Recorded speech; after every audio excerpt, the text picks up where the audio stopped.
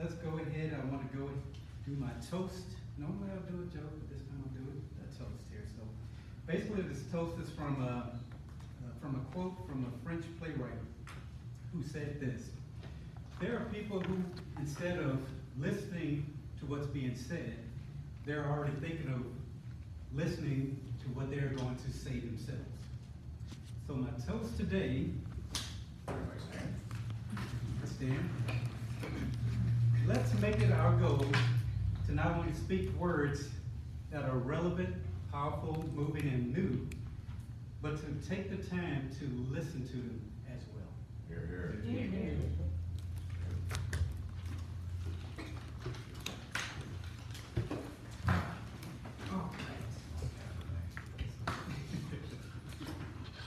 Okay, so as the president, she said we're going to have like a ad-lib schedule here. So we're going to have our illustrious Toastmaster himself, John Rich, to give his speech.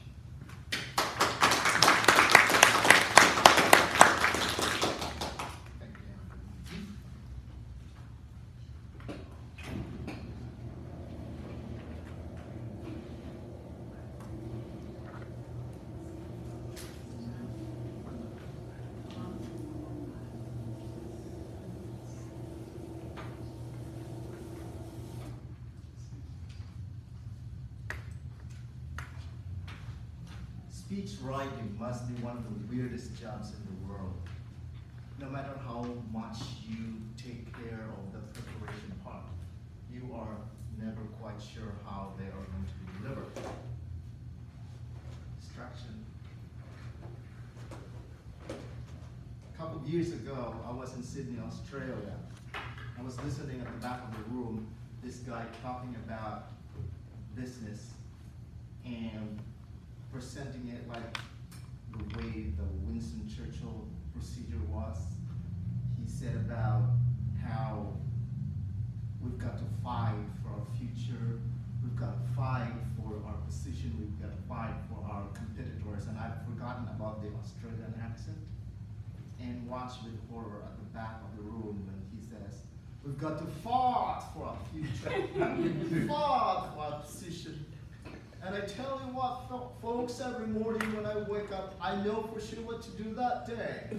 Fast! You're supposed to laugh. Today, I'm going to share with you some speaker's secret, or speech writer's secrets, because whether you know this or not, there is a secret language of leadership. It is the language of rhetoric. This was the core part of the curriculum of ancient Rome, and in the 19th century London,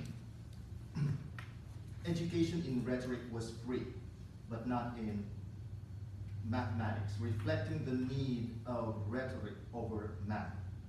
Nowadays, you don't have a class that offers rhetoric. It is restricted, narrowed down to the most privileged few.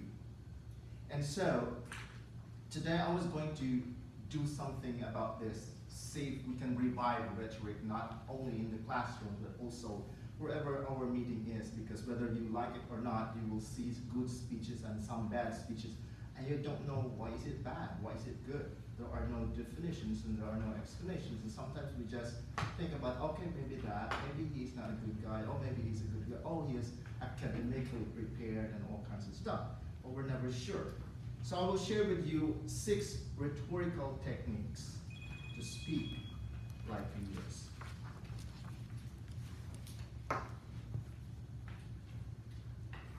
Title of my speech: repeat, restate, relay. Okay. Are you listening? Yes. Yes, you are. You're excited. Right. Okay, stop. Stop, everyone. Look right, look center. Look left, look right, look center, look left, look right. How are you feeling? Anxious, a little bit edgy. That is because I am mimicking, I am hyperventilating.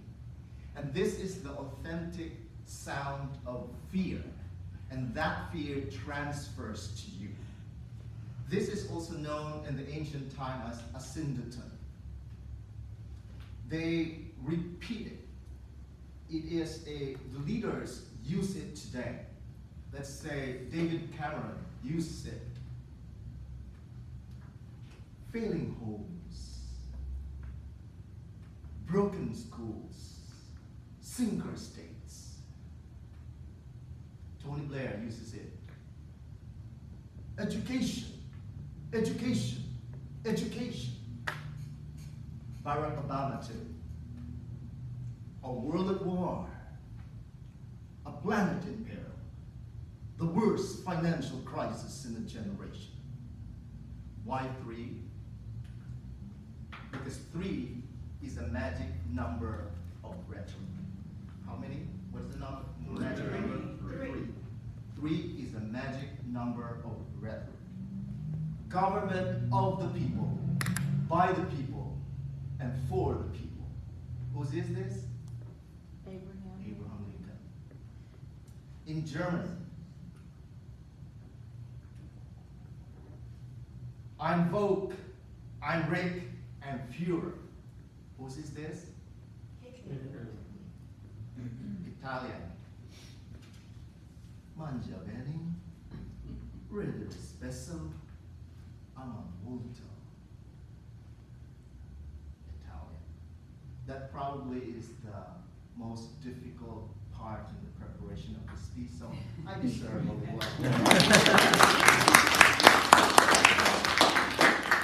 Thank you. This rhetorical device is also called the tricolumn, which sounds like a peculiar part of the digestive system, but it's just putting things in 3. To make it, it will make it look like it's compelling, it's convincing, it's credible, just like that. Use the 3 magic number, remember? Don't just say, it's compelling. Find another one, and then another one. Compelling, convincing, credible, just like that. So we find the rule of 3 here, there, and everywhere. You see my point? Mm-hmm. The history of Italy can be told in 3 words. Vidi, vidi, vici. You don't get it? But of course, far and away in mid-Pearland Toastmasters Club's history is today's speech. Restate, repeat, restate, relay. 3 words. Right? Let's move on to the next one. Number 2. 3 repetitive sentences. 3 sentences in which the opening clause is repeated. What do you do with the 3 sentences? The opening clause is repeated. Now, this is what Winston Churchill means when he says, we shall fight in the beaches, we shall fight in the landing grounds, we shall fight in the fields and in the streets. He didn't just say, we shall fight everywhere. He could have said that. He didn't say, we shall fight in the beaches, landing grounds, fields, and in the streets. He repeated the opening clause. We shall fight. So don't hurry up. Just say, oh, get that one, that one, that one. Get that one, and get this one. 3. Why? The brain is very tricky. It's lazy. This is our lazy librarian. It doesn't, if you don't put it to work, it will not listen. So it captures something that is different. First, 3 breathless sentences. Don't stop. 3 repetitive sentences. Repeat it. And then the next one is 3 balancing statements. Okay? From repetitive sentences, the other one is balancing. Let's have the 3 repetitive sentences. I love Houston. I love Texas. I love barbecue. I love baseball. I love the Astros. I love all of you. I love the energy. I love the enthusiasm. I love the camaraderie in this room. Did you feel my passion? You should be, because I am now a speech writer and I know how to make a point. All right. So then, the three balancing statement this time is when you make it balanced. Like, for example, you say, ask not what your country can do for you. Ask what you can do for your country. Balance. There is nothing wrong with America that can't be cured by what's right with America. Balance. To be or not to be. Balance. If the presentation is balanced, our thinking of that presentation is that it is balanced. Because our brain is attuned to listen to things that are balanced. Balanced minds, balanced lives, balanced diets. 3. But also balanced. Okay? Even if they are actually just an illusion. They're not real, but they're illusion. For example, we're looking to the future, not the past. We're working with one another, not against one another. We're thinking about what we can do, not what we can't. Do you follow? There is balance. In the scream or cream construct by Winston Churchill, the scream, S-C-R-E-A-M, that is simile, contrast. Contrast is the balance. And then you have the rhyme, echo, alliteration, and metaphor. And we're going to talk a little bit about that. But that's a very extensive discussion also as far as Winston Churchill is concerned. This one is just about what we're doing here. Next, we have the metaphor. That's number 4. Metaphor is probably the most powerful piece of political communication there is in the world, but no one talks about it. No one talks about metaphor. They just use it. The elephant in the room, so to speak. Which is extraordinary to me because we use metaphor 1 every 16 words in our conversation. So when we talk, we just talk and have a chat. After 16 words, there is always one metaphor there that we're using. But we're never aware of it. And the public speakers and the politicians, they're using that every single time. And we wonder, why am I so captivated by that speaker? He is very good. Well, there's a lot of metaphor there. It captures your brain. No matter how good or bad or true or untrue that statement is, if you use that metaphor, it captures you and you listen to it. You're glued to the TV. Why? Metaphor. Okay? Metaphors are political in that they are used by people to lead people towards things or to make them recoil. We use beautiful images, images of love, images of family, images of babies to draw people towards things. But we also use images of disgusting images, vermin, poison, monsters, diseases, death, to make people recoil. Why do we feel disgusted? Well, there was just a metaphor being used there and we're not aware, but our brain starts working and it gets captivated by it. And they are all lies and they are never challenged. And yet they have an enormous impact on the way that people behave and respond.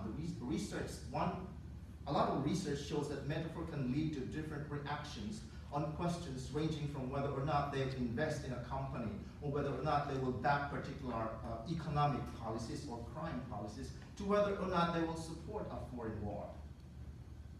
Metaphors are being used to capture us on those instances. And in this particular technique, I'm going to use a little bit of examples here. 3 is the magic number, so let's have 3 metaphors. For example, the Arab Spring. The Arab Spring. You all hear of the Arab Spring. We can't talk about the Middle East without mentioning the Arab Spring. The Arab Spring, what does it say? It is a time of rejuvenating, the time of shining. It's a time flowers are blooming. It's a time of regrowth, rebirth, rejuvenation. And yet it's a big lie, isn't it? Even the experts would say it takes the Middle East will take at least 2 generations for it to recover. It's not an Arab Spring, it's an Arab inferno. We thought that was good. Next we have the Kale jungle. Familiar with this? This is the one that's taken root, metaphorically speaking. If you Google Kale and jungle, you will get over 70 million results.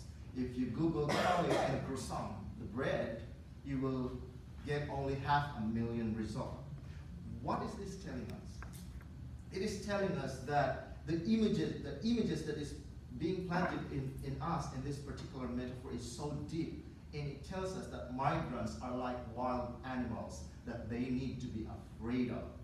They are dangerous. They represent a threat to you. And this is a very dangerous metaphor because it is the language of genocide. It is the language of hate, and yet it is taken root. Okay? Why? Because it's being used. It's the same metaphor that Hitler used against the Jews, depicting them as snakes. It is the same kinds of metaphor that is being used in the Rwandan genocide by the Hutus against the Tutsis when they were described as cockroaches. And we should be intensely concerned about metaphors like this because the phrase is used by the mainstream media to talk about the most vulnerable people in the planet. Another one is the financial storm. The financial storm for the financial crisis. Was the financial crisis really an act of nature, like a storm implies? Was it not something to do with greedy politicians, with selfish bankers, with ineffective governance or regulators? The storm plants a phony image in our minds that this is something just swept away naturally and equally will just sweep away as well without no need for action on our parts. But it's a big lie. Even Pope Francis didn't use the word financial storm. In fact, he uses a different one. He uses a metaphor he calls the dung heap of capitalism. He uses the metaphor of poop, which is a wonderful metaphor because what he is calling for is a cleanup of the entire system. And this is a metaphor that every human, you and I, in this planet can instantly understand, will be instantly disgusted by, and can get a giggle from time to time. So metaphors are very powerful to use. When you make a speech, put those metaphors there. And I presented to you a little bit, there was this one, similes and metaphors. Simile in screen construct, they are, when they use like, the word like is there, and the word as is there. But metaphors, they are that. There's no like. Her heart is gold. It's just like that. You are a cockroach. You're a snake. It's not like you are like a snake. That's simile. Less powerful. But then when you use that term to mean you, then that's a metaphor, and that's very powerful. Okay? Let's move on to number 5, exaggeration. When we are emotional, our perspective distorts. People who are emotional about something will therefore go over the top. So, my God, I've been waiting for this opportunity to speak all my life. I did not sleep at all last night because I'm so excited to come here. I drove 500 miles just to get here. I fought all the traffics there is. Exaggeration. But why are you laughing? Why are you listening? Because exaggeration captures your imagination. That's all right. Captures your imagination.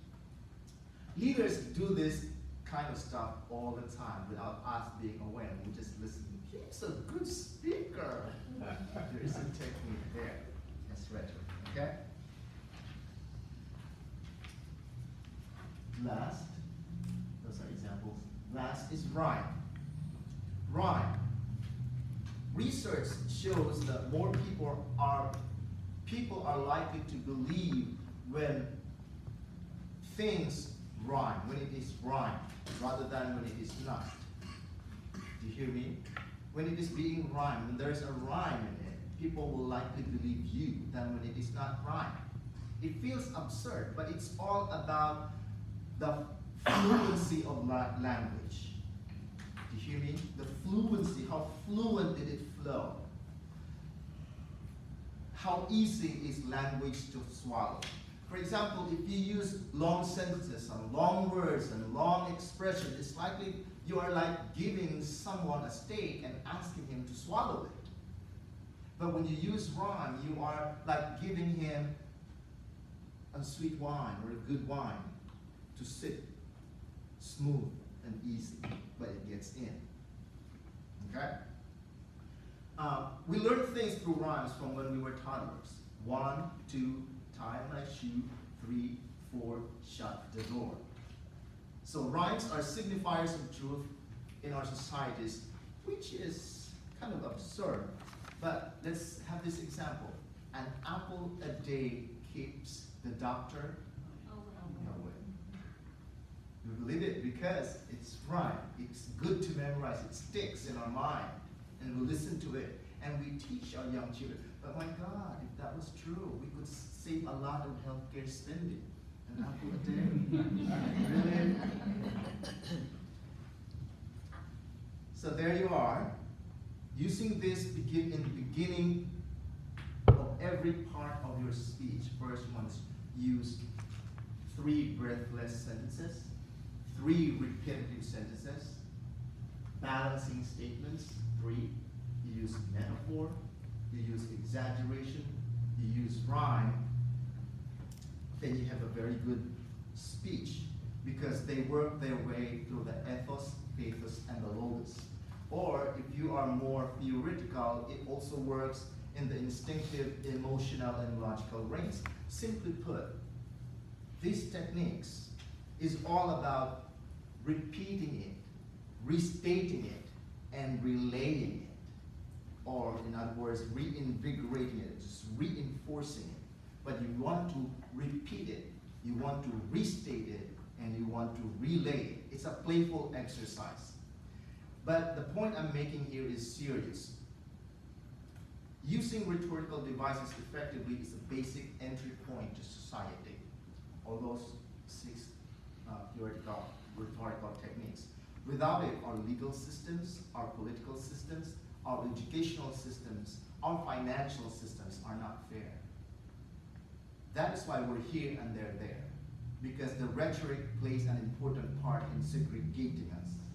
But it's time for us, we should be concerned intensely about this because we're teaching our children to sit down, shut up. Do you remember that? Sit down, shut up. Chill out. Listen. Instead of telling them to stand up, speak up. What is it? What is it you were trying to say? We're from very young, we're already told, don't talk, sit there. Okay? But it should revolutionize our way of looking at things to let our kids have that ability to become leaders as well. To use these rhetorical techniques so that our children will have the chance to become like leaders. And what should we call this grand initiative? Well, here's an idea. How about democracy? You understand?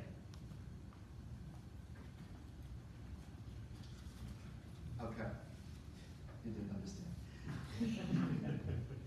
Let me give you a sample demo speech about using all those rhetorical techniques that I've just shown you. If you allow me? Yes. Okay. I'm going to read it so that we can stop from one point to another and show you where was it, why was it written there, and how. Okay? This is Randy's lessons from Fat Dad, if you're familiar with it. When I was 7, we drove to my cousin's for dinner and to show my fat dad's new car. 3 breathless sentences, was the first one. When I was 7, second one. We drove to my cousin's for dinner. And third one, to show my fat dad's new car. Immediately, your attention is on me. Now I'm ready to go. You get me? Beginning, 3, always 3. I fell asleep in the back seat and my folks left me sleeping as they went on up to the house. When I woke up, I stumbled out of the car and headed for the porch. Woo, woo! I was surrounded by a pack of black and tan hunting hounds. Woo! My heart jumped. What happened to my heart? It became a metaphor. It became heart jumping. That means there's a feet, there are legs that makes you jump. It became a metaphor. My heart jumped, and so did I. First to the trunk, then to the roof of his new car. First to the trunk, then to the roof of his new car. 3. Always use 3. Remember that 3 is the magic what? Number. So don't just wing it, like come here, I'm going to talk about my life. What are those 3 words? What are those 3 repetitive sentences? What are the balancing statements that you will use in that particular speech? So that's the introduction. Those are what will captivate me first. The audience first. Now you are ready. The audience is right with you. Right there, they are attentive to what you are going to say. Now you are going to acknowledge them. Okay, how are you going to acknowledge them? Mr. Toastmaster, my fellow Toastmasters, guest. This is the greetings. Okay? If you say in the beginning, please welcome John Rich Levine, and say, good morning. Who's going to listen to you? They are talking. You have to capture them first. And then when they're there, greet them. Mr. Toastmaster, fellow Toastmasters and guests. And that's just it. It's not like, how are you today? I'm so glad you're here. You are eating a lot of those time that you are allowed. So after those, you mention their presence, you acknowledge them, you would just say, continue with your speech. Where did you stop from the beginning? I stopped from where? I was jumping from the trunk, first to the trunk, then to the roof of the new car. So I was in the roof of the new car. That's where your imagination was. And I just greeted you, and I have to continue from there, to connect from there. So after greeting you, fellow Toastmasters and guests, I was frozen like a treed raccoon. I was bawling and screaming. The hounds were circling and howling. An ugly one-eyed dog clawed and scratched his way under the trunk. His yellow teeth was foaming and snapping. I was standing on water. That was mine.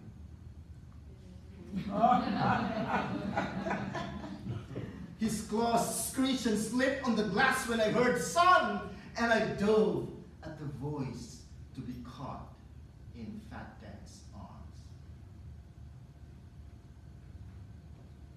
Do not underestimate the power of pause, because those are a lot of information that I gave you, and you need to make that sink in. Keep them thinking, what just happened? When they start asking those questions in their mind, then they will continue to listen. What's next? What happened? What actually happened? They want your explanation. Now you are accountable to give that information. You are just like linked together. You don't want that to break. You want to continue. So what happened was, safety was a flat on. There was a pause. The next morning, I continued, right? The next morning, Fat Dad was buffing the scratches on this new car. I said, Fat Dad, I'm sorry you have to rescue me. This is the emotion part. Always put emotion. Some people can just laugh, but if you don't have that feeling of deep emotional connection, then there's nothing there. So I said, I'm sorry you have to rescue me. He scooped me up on his big arm and said, son, in life, sometimes you're the catcher, sometimes you're the caught. When you love somebody, their trouble is your trouble. That's my message. That's actually just the message there, right? but I have to go through waking up in the morning, trying and all the kinds of, there's no message there, it's just to capture you. And then I put the message when you're all so right and ready to have it. Did you get the message? You get the message. It's there. I could have stopped there. But since this is a speech, you have to continue, right? You have to have your introduction, body, and conclusion. Now, when I had that, then sometimes you're troubled and you want more. It's just like a novel, you want more. And then what do? I already give you the message, but I have to continue. I have to explain a little bit more. Now, you're ready to listen to me. Now, Fat Dad was my daddy. That loving nickname has been handed down through the 4 generations of the men in my family. When I was 16, Fat Dad bought me a 1963 Ford Fairlane. White tires, chrome wheels. Ford Fairlane, white tires, chrome wheels. You see the car. I was driving one sunny afternoon, singing to Simon and Garfunkel's song on the 8th track. Cecilia, you're breaking my heart. Humongous horsefly shot through the window, in my mouth, down my throat. It came back up, lodged in my right nostrils. What would you do with a horsefly buzzing in your nose, taking bites the size of Texas? What was that? Exaggeration. I stared down with my knees, trying to find the bug out of my nose. The car shot to the left, then catapulted to the right,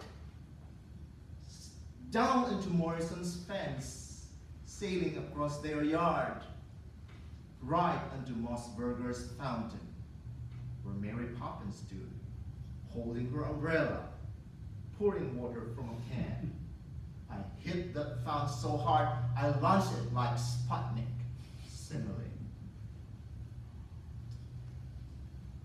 The Morrisons and the Mossbergers were a bit excited.